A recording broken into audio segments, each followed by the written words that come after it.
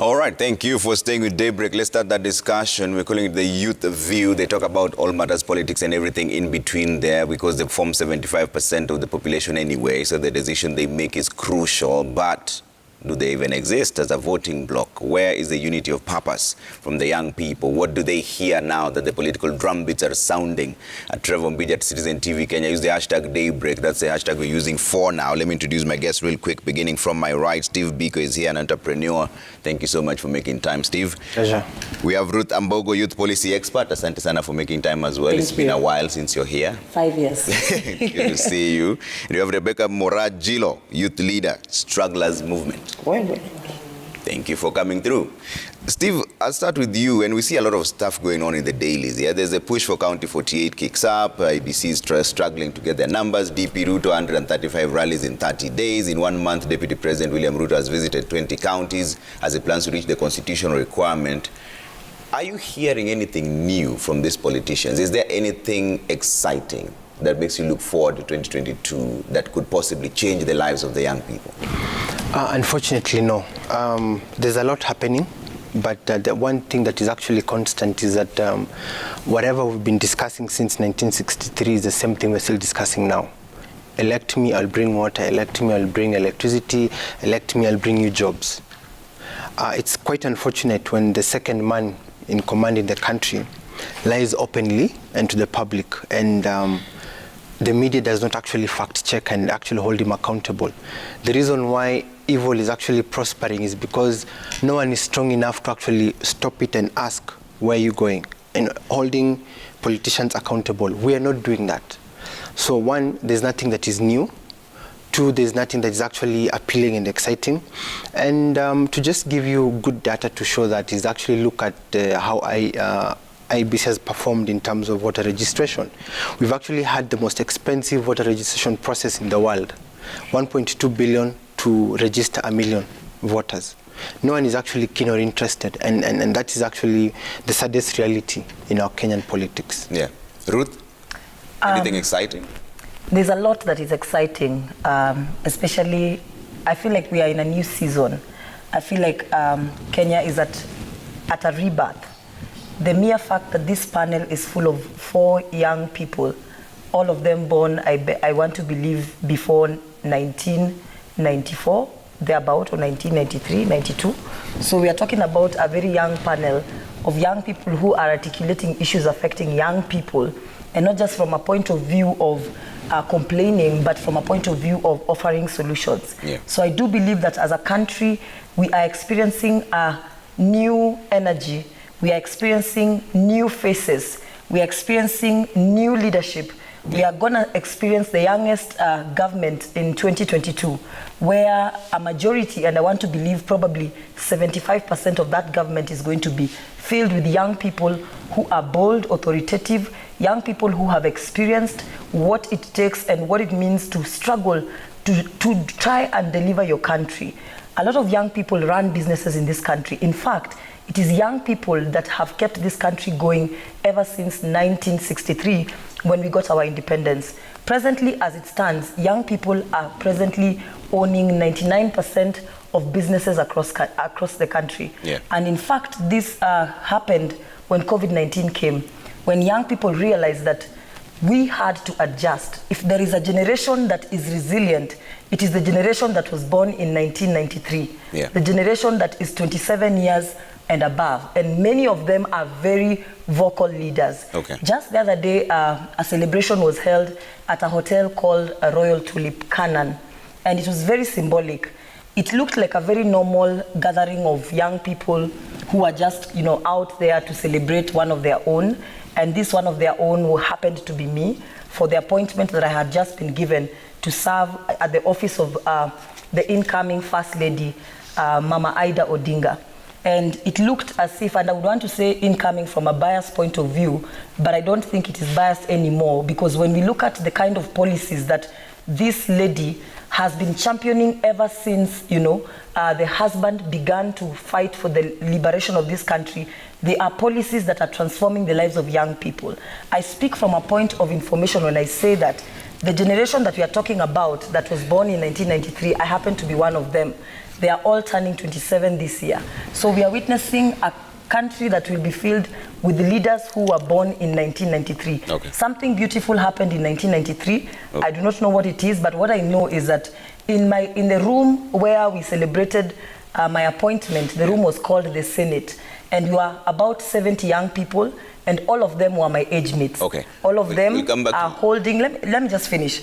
All of them are young people who are doing projects on the ground. Okay. All of them are young people who are entrenched in agriculture, trying to help young people. You know, some of them are in the agriculture sector, such as Lon Felix, trying to assist young people get into agriculture. We have a lady there called Maureen, Yeah. who is presently steering policy.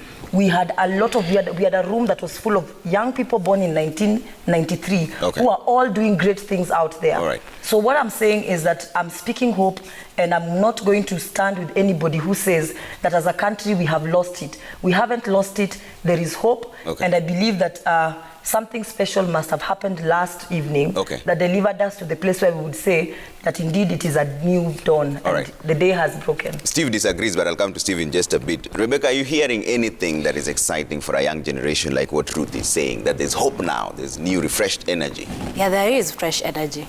23-year-old sitting here, fresh energy, indeed, yes. I believe. And I believe from the strugglers movement point of view, we have 2 million people since we launched a few weeks ago, Wow. reaching out. And these are young people who want to change the struggle of political, economic, social and environmental crisis in this country. Looking back right now, and I see the papers, 135 rallies in 30 days. We were discussing earlier, and I was telling you, it is not a popularity contest. Elections are not a popularity contest. And I believe that the 2 million and more who are going to join us very soon are going to see that for a presidential rally, an MCA, a governor, a senator, an MP, we want to see change. We want to see change, especially with this young generation. We want to see people whereby we will be delivered from the shackles of the struggles that we're having. We want to work hard and be delivered from these shackles. We don't want to have an endless cycle. We want to end the struggle. That's why I believe that there's something exciting, especially for our generation. How are you going to end this struggle? First of all, activism. We are activists, majority of us. We want to call out the current government, and the incoming government, we want to influence the decisions. I believe in politics, we don't live in isolation. You cannot thrive in politics in isolation. That's why we come in for people who want to create a voice, to effect change. We want to talk about these policies, as Ruth was talking about, policies, monetary policies. We want to talk about ASOL's region, whereby we can put in reduce taxes there so that more people can invest in such regions, or even spread out employment, not to concentrate in urban areas, but also in rural areas. But do you have a requirement where everybody who's joined your team of the strugglers movement are registered voters to begin with? Yes, because yes. then they can't make a decision. If IEBC was targeting 6 million people, they only got 1.4 million. There's a whole more than 5 million young people who would have tilted the politics of the scene, who simply did not take any voter's card. Oh, okay. So how do they change it? If the presidential poll was decided by about 8 billion people, 5 million today have not taken a voter's card. How then do they influence the decisions of the government? First of all, it is so sad that young people did not turn up, but as strugglers movement, we followed the due process. First of all, we went to IEBC, requested for voter apathy and extension of registration a week ago, true?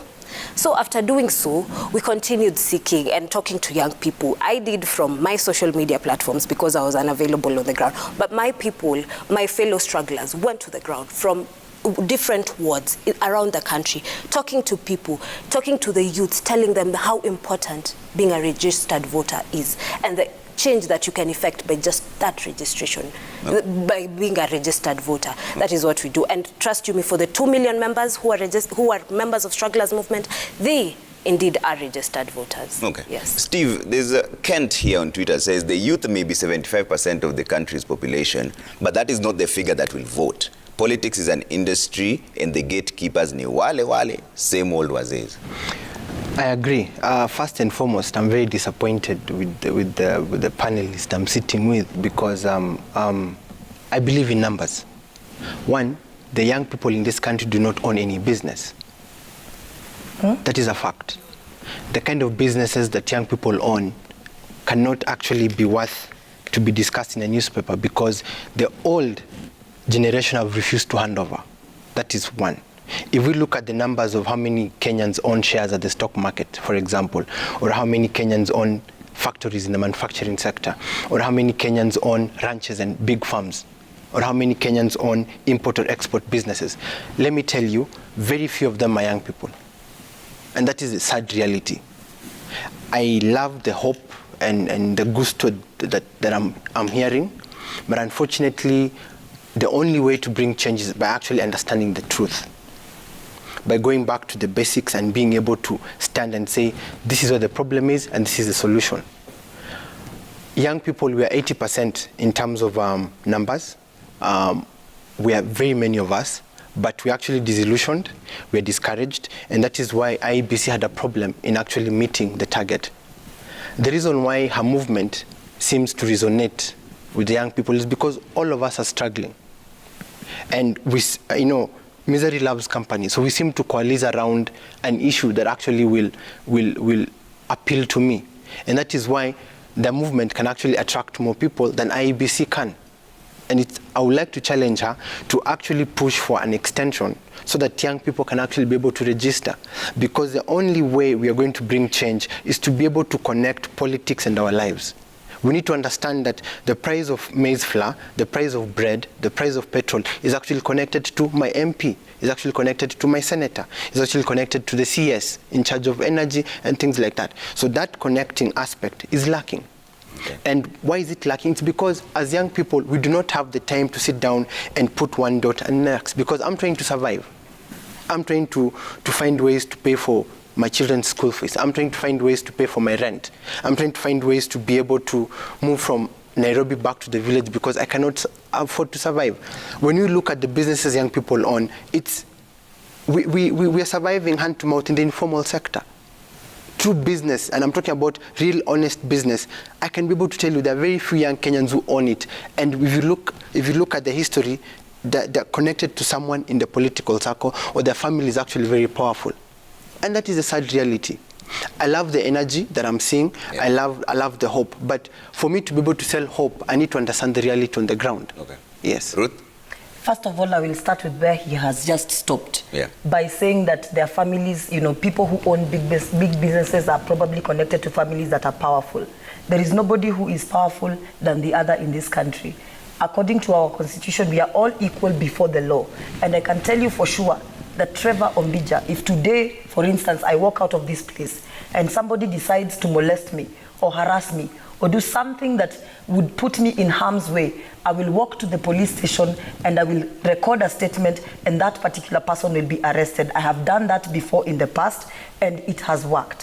When I was on the campaign trail, and I say was because I stepped out of the race for Vihiga County woman representative, I saw a lot of bad things. I saw a lot of ugly things that would discourage any young person from running for a political seat, but I was not discouraged. What did I see as a young person and a young woman who wanted to be the first youngest woman representative at the age of 27? I witnessed violence against myself from my political opponent, who is the current woman representative. I saw people being paid to rape people within my campaign team, and I still stood strong. I saw myself, and it is not about just seeing. These are things that happened to me. In the Matungu by-election that was delivered by young people, and these young people were Senator Cleophas Malala, Kakamega County, and myself, and Bishop Titus Kamala, because we were the three people that led to the victory of Matungu. I remember people said at that particular point that these young people are violent. They said that these young people are vigorous. They said that these young people are murderers. That is what they said.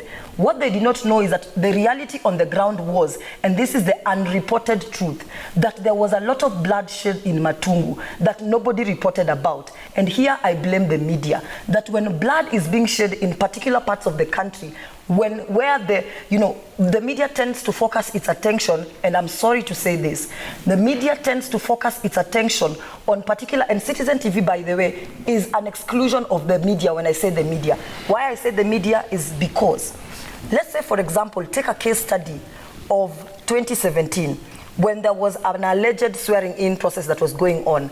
I remember that 5 years ago, which was the last time I was here on Citizen TV, I sat right there at the waiting area, waiting to come and analyze politics and tell Kenyans that indeed we are going to Canaan. What happened? 5 minutes before I went on air to tell Kenyans that we are going to Canaan and indeed the dream is here, that Kenya is going to be delivered, Citizen TV was shut down. And I said, you know what? The revolution will be televised. As of yesterday, young people on Twitter were trending a hashtag called "The struggle is real" across the world.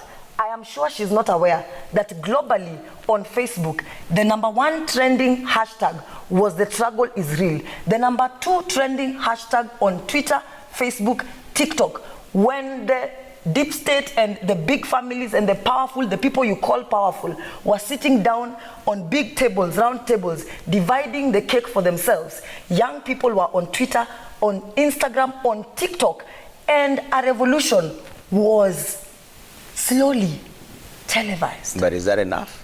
It is. On Twitter? It is. The action has to be on the It is ground. more than enough. Do you know why I tell you it is more than enough? Revolutions are what have delivered some of the greatest democracies in this world. Kenya stands as one of the greatest democracies in this world. Okay. Yesterday, I was at a meeting at Royal Tulip, Canaan, which is literally 5 minutes away from this place. I met some young people, and for some strange reason, I could not tell whether they were Kenyans or they were not. I began talking to them about how, Nelson Mandela was the greatest president that ever lived, followed by the enigma Raila Odinga, and there was a whole debate of these young people saying, and we all sounded the same. The language was the same. There was no accent. We spoke one language. And the debate was heated between whether Nelson Mandela, there was a competition of 3 young people, myself, a lady and a gentleman. Yeah. And the debate was, who are the greatest presidents that have ever existed and have ever served ever since democracy, the concept of democracy was birthed? The debate was between whether it was #1, Nelson Mandela, #2, Raila Odinga, and #3, the infamous Robert Mugabe. Can I tell you how the discussions went? Yeah. I thought we were all Kenyans. It so happened that the one who was saying that Raila Odinga is the greatest democratic or leader that has ever existed was myself, who is a Kenyan. The person who kept insisting that Nelson Mandela is the greatest leader that has ever served in this world was a South African. I found out after he said Nelson Mandela. The one who defended Robert Mugabe was a Zambian young man. And it was a competition of ideas to try and see how did these people become who they are and what contributions did they make to transform their countries. Okay. And it also, the debate extended to where we are as a country. Yeah. And this is why I say, indeed, there is a new dawn that happened yesterday. Allow me to finish, please. Just allow me to finish because I need to talk about how the Kenyatas enter into this equation, because remember, they are the ones who led us to independence. They developed a strategic system that was supposed to manage this country for years.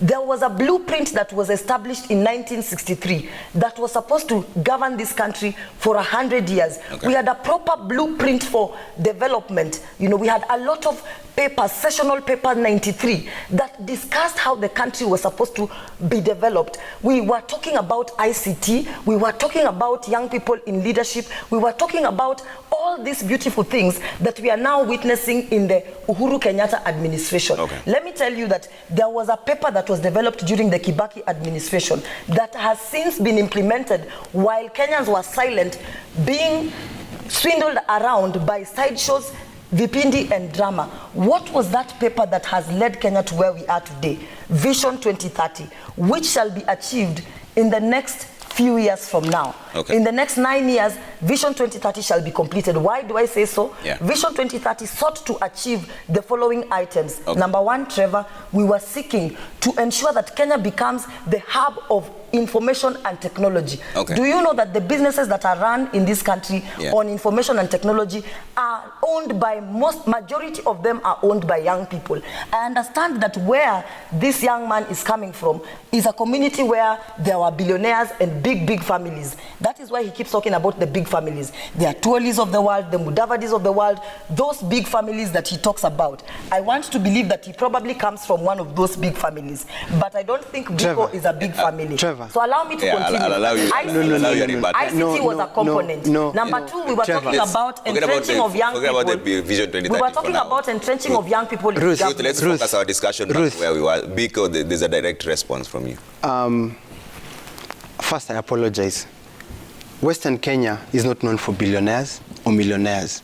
If anything, Western Kenya is one region of this country that's blessed with beautiful environment for agriculture, but we're the most poorest in the country. I think the issue that we need to debate and the issue we need to look at is, do the youth believe in the political promises that we're actually hearing right now? It's not about what the Kenyattas have done or not. It's not about, you see, for Ruth to speak the way she's speaking, she's a beneficiary of the system. Really? Tell me Yeah. how. You just said you were appointed to Mama. Exactly. know how I She's got an to that apologist. office? No, let him. Let me finish. I am an apologist. She's an apologist Let him because when if we are to look at why her movement has actually sprouted and actually gained traction in less than a month, you need to understand that young people are actually struggling to put food on the table. Young people are struggling to have one meal a day. Yeah. If you see a young person praising the current administration or talking positively about them, it's because they're benefiting in one way. And at the beginning of this discussion, I said, why evil thrives is because no one is strong enough to stand before it and say, where are you going? For me, I need to look at how can the youth be able to participate in the political discourse to actually make a difference come the next general election. And one of the key ways is for the young people to actually register as voters, demand for the extension of this, and actually deliberately be able to just take time and try and hold every single leader accountable. Because as a country, we are at the baseline an agrarian economy. But if you look at our agriculture, if you look at our manufacturing, if you look at our production, if you look at export and import businesses, we're not doing very well. And if this aspect is controlled by the few 1% of this country, where are the young people? I would like her to actually mention for me great businesses of integrity, tax paying, owned by young people of my generation without any support from either political connections, without any support from having been knowing someone or actually working with the administration. Okay. Let me bring in Rebecca first. Rebecca has been quite quiet on this. Yeah. Yes. First of all, Biko, you're welcome to join the strugglers movement. I can see you're very passionate about the struggle. The struggle is indeed real. And secondly, the youths own almost 90% of small, medium enterprises in this country. And that is what makes the economy grow. Yeah. Forget about these big factories, forget about these big industries. We're not for that. But these small, medium enterprises in this country, they're owned by us, the youths. And for us to complain about not having the proper policies to be able to grow our businesses is why we are in lobbying, why we want to speak out, why people like Ruth, people like I would want to run for office, because we want to effect change. We want to see laws. We don't want to be given laws on SMEs from secondary bases and from secondary sources. We want to have proper laws that will define SMEs, and we want to have maybe geographical distributions where taxes will not, areas like Wajir, we cannot have Nairobi and Wajir having in the same tax bracket. I hope you're getting me. Yes. We don't want to be taxed in the same way. We want industries being built there, or small medium enterprises which will be mostly owned by youths in that area to have favorable tax environment rather than these big industries. Because at the end of the day, at 23, I cannot have a big industry. I cannot have $1 million to be able to run my business, but my 50,000 will be able to start a small business that I can easily manage. We don't want to start from dreams. We want to be practical about this. We want to face a reality. We don't want just to imagine. And secondly, complaining about how people having millionaires running businesses is not a practical example of what we the youth are fighting for right now. They have their millions, but we want to make ours from struggling and growing to end this struggle of being poor or living hand to mouth. We want to end that struggle, not because of noise, but because of a purposeful voice. Does the environment allow you to end that struggle? The environment will allow us, because we are there and we want to effect those policy changes. Will allow us. We will. One thing about this generation, we are sensitive on what affects us. We don't want to be told what to do. So we will push for those policies to be changed. Okay, let me hear some solutions. So jobs. We've talked about jobs, education, health, business, agriculture. Let's start with the jobs part. There's been 4 million jobs promised in one administration, 4 cabinet positions, ODM on this other side, 100 billion shillings for youth SMEs, the ones you're talking about. Before this, there was 1.5 million jobs that were promised. Did we achieve that? We did not. So what makes you think we're going to achieve the 4 million? First of all these promises were just politicians singing to the tune of the people so that we can dance. That is for a fact, let's be honest. Okay. They just wanted to speak so that we can vote for them. They're just making noise, for lack of proper term. They're just making noise. Okay. First, if we want to create jobs, let's look at policies where, let's say in some areas, like Germany, which has the most favorable youth policies in the country, it's easy to fire and hire. True or not true? True. Sometimes it helps. It might be bad on the side, but it helps as well because we have more people moving. We don't have people stagnant in a position. Number 2, we have proper tax paying processes. Yeah. In our country, people with KRA will sing, give Caesar what belongs to Caesar. But in other countries, there are proper processes that are employed.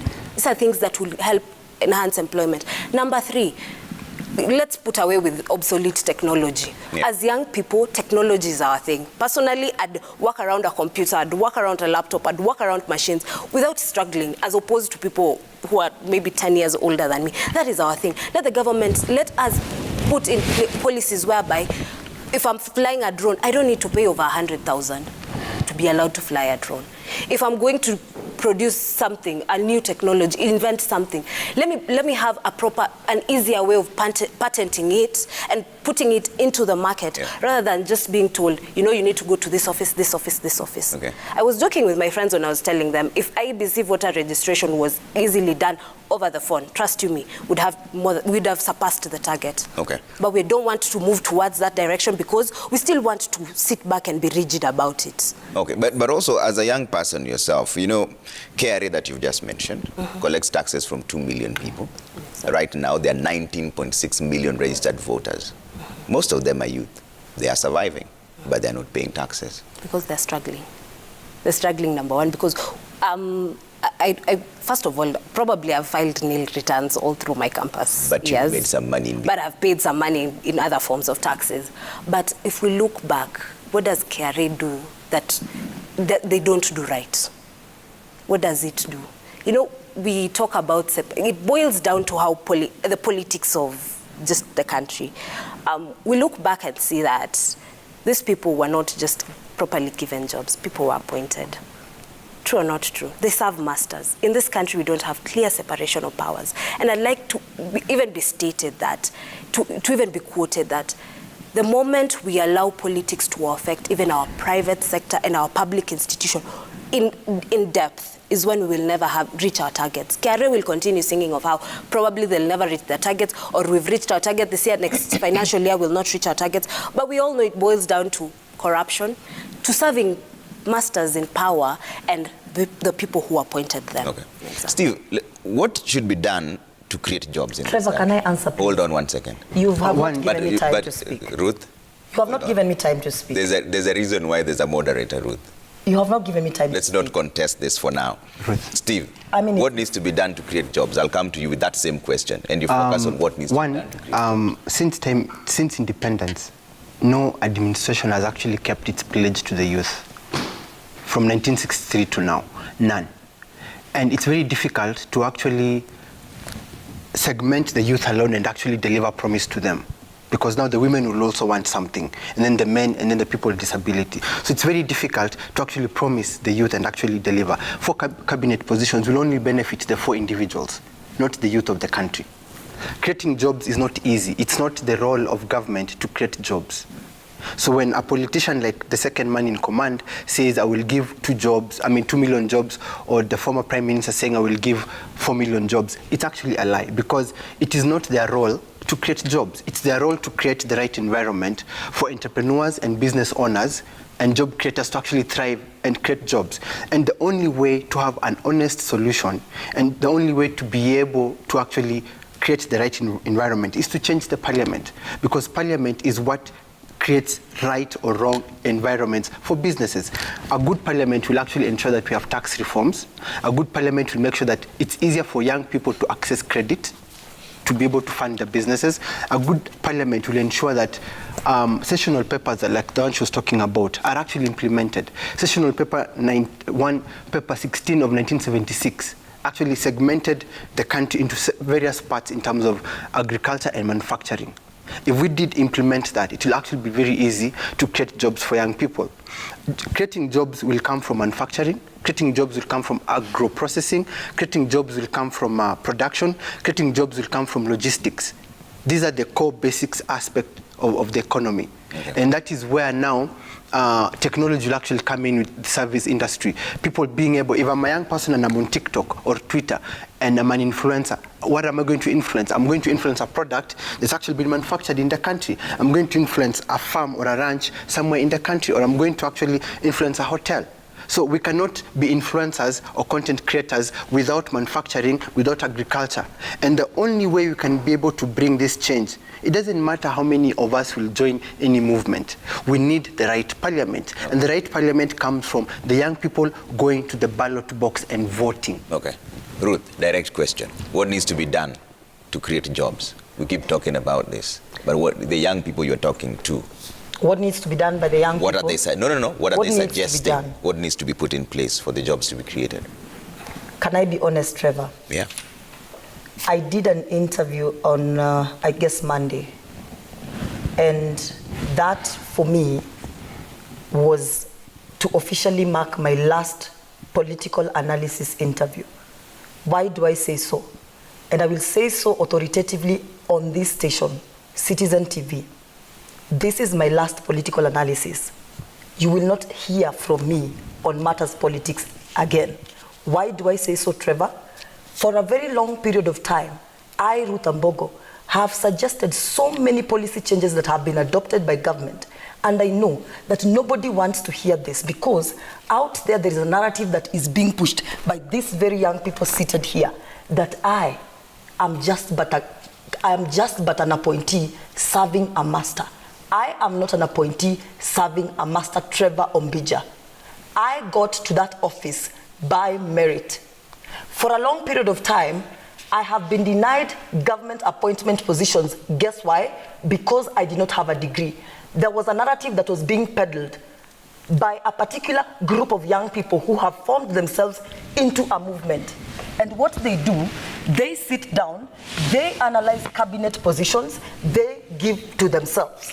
I will be very categorical and tell you that all the CASs who have been appointed to office, this is my last statement, all the CASs who hold offices as of this morning are illegally sitting in those offices. Why? Most of them were appointed as girlfriends of cabinet secretaries. Most of them are in clandestine relationships with senior politicians in this country. And if you want me to list them, I will. Don't. Daughters of Raila was formed in 2017 as a lobby group that pushed for Raila Odinga's candidature. We were not formed before the first election. We were formed in the second election, when what we were pushing for was to get to Canaan. This is my last political statement, and this is what I am saying. Until the generation of today realizes that, first of all, authority comes from God. That number two, when you are given authority, anybody who stands up, a leader who stands up and walks on podiums of churches and says he is the chosen one, is not the chosen one, because only God knows who he appoints to be a leader. I will be very biblical on this issue, because we cannot separate church, politics, and God. Why?